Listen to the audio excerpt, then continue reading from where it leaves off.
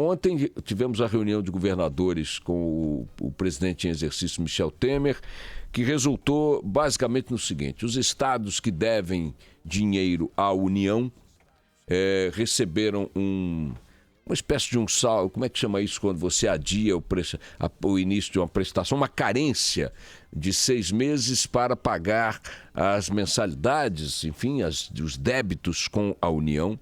E a partir dessa carência de 6 meses, também um progressivo processo de deságio dos juros e tal, incidentes sobre essas dívidas.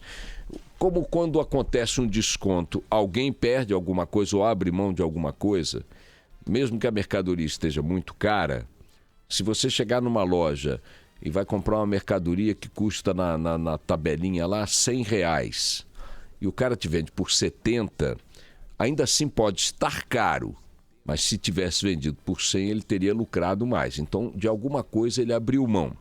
Pode ser que a União esteja abrindo mão, digamos, de um juros caro demais, de uma cobrança truculenta demais. Deem o nome que quiserem, mas o fato é que ao fazer isto ontem, a União abriu mão de 50 bilhões de reais. É o tamanho da perda para a União, é o tamanho do impacto nas contas da União desse acordo feito com os governadores. Algum problema em que uma União concorde com o conjunto da República, um acerto para permitir que um governo ou outro saia de uma crise especial, típica e tal? Então, digamos que o Rio Grande do Sul foi assolado por geadas que destruiu 80% sua produção agrícola. O Mato Grosso do Sul foi atingido por efeitos do Laninha, arrasou com sua agricultura. São Paulo sofreu abalos sísmicos, ou Santa Catarina afetou seu parque industrial. O Rio de Janeiro teve uma onda de calor que fez não sei o que. Tá bom que você pontualmente aqui e ali conclua que um estado está precisando de um socorro específico e concede a ele os benefícios não previstos num determinado contrato. Mas, na verdade, essas dívidas dos estados com a União resultam de acordos realizados lá atrás, ainda no governo Fernando Henrique Cardoso, que estabeleceram o seguinte: os estados terão que cumprir determinados compromissos de natureza econômica, de natureza fiscal, para poderem estar adimplentes, para não quebrarem. Então, alguns estados brasileiros cumpriram de forma muito mais rigorosa do que outros essa cartilha e não estão na situação de insolvência que alguns dos estados, como o Rio Grande do Sul e o Rio de Janeiro, por exemplo, para citar 2 expoentes, se encontram. Então, ao dar a todos os estados o mesmo tipo de alforria que deu ontem, o governo Temer, a União, melhor dizendo assim, está cometendo uma injustiça com aqueles que cumpriram o dever de casa.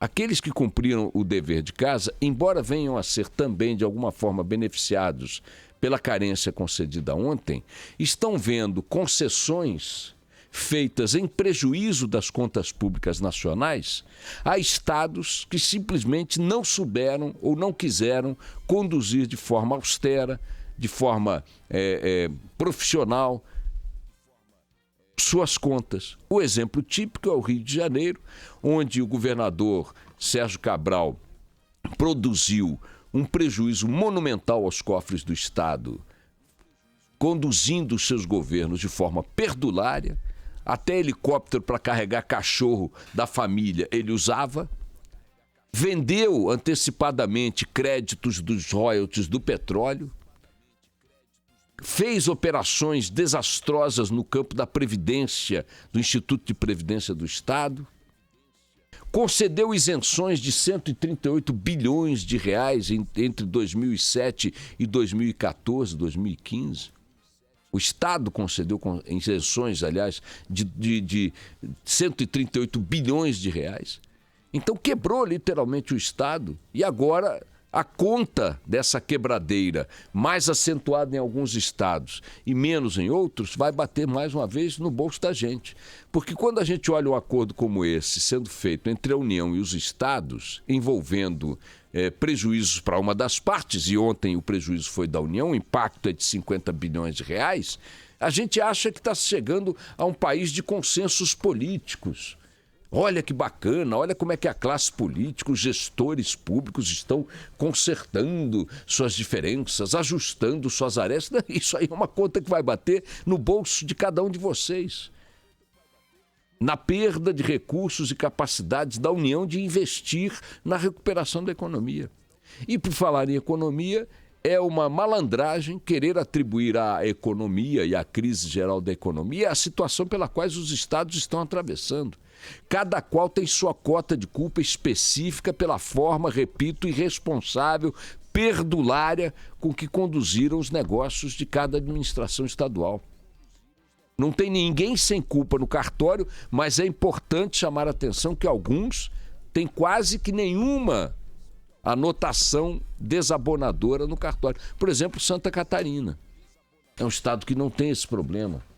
Por exemplo, o Espírito Santo. É um estado que não tem esse problema. Tá com dificuldade? Tá apertado aqui? Tá, tudo bem, todo mundo tá. Mas essa falência, essa quebradeira, essa calamidade que se vê em alguns outros estados, ela é única e exclusivamente fruto de gestão temerária.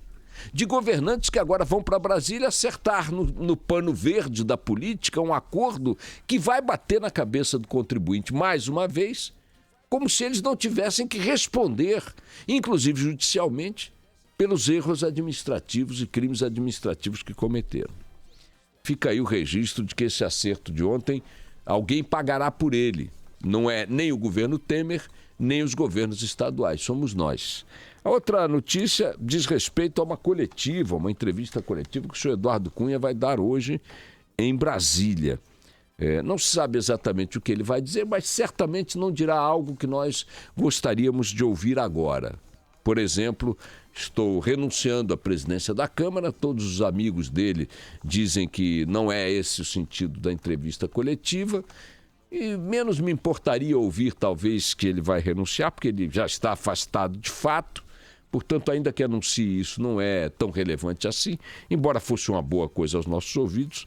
Mas o que nós gostaríamos de ouvir do senhor Eduardo Cunha é o seguinte: eu estou cansado, chega, pegaram minha mulher, pegaram minha filha, a pressão dentro de casa está muito grande, eu não tenho estrutura emocional para aguentar uma pressão dessa e quero fazer um acordo.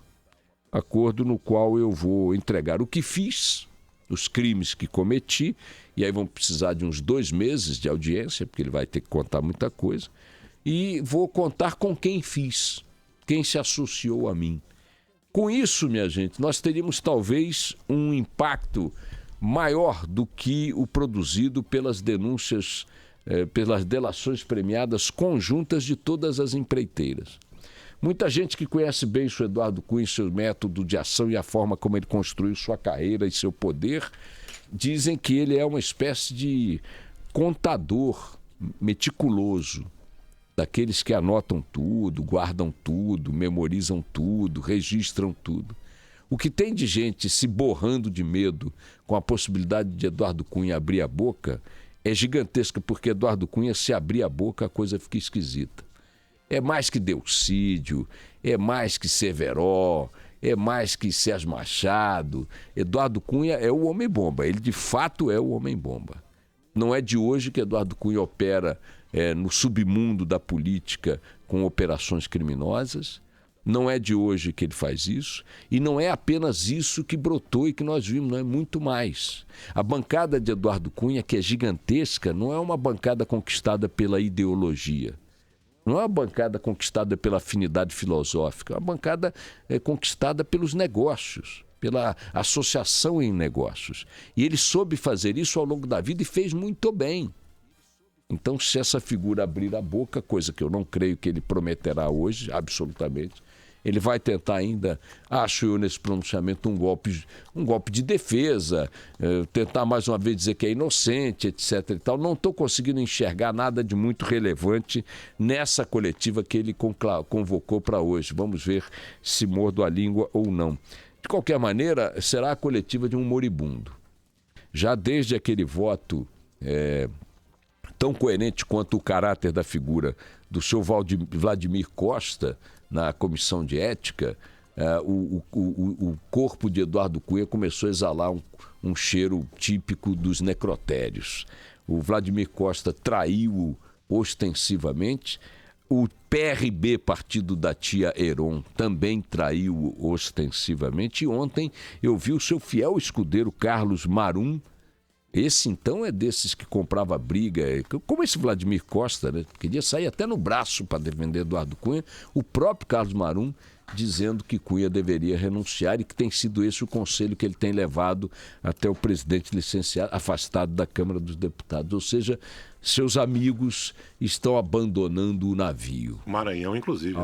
Imagina, o próprio Maranhão retirou ontem a consulta ao Conselho de Ética. Então vejam que ele está sendo abandonado à própria sorte e tomara que isso aconteça da forma mais assim, canalha possível, como não é estranho de acontecer, para que ele fique bastante tocado emocionalmente, quem sabe nos conte tudo que sabe. É o que a gente espera de Eduardo Cunha e, aliás, a única coisa que a gente pode esperar dele. Vamos lá.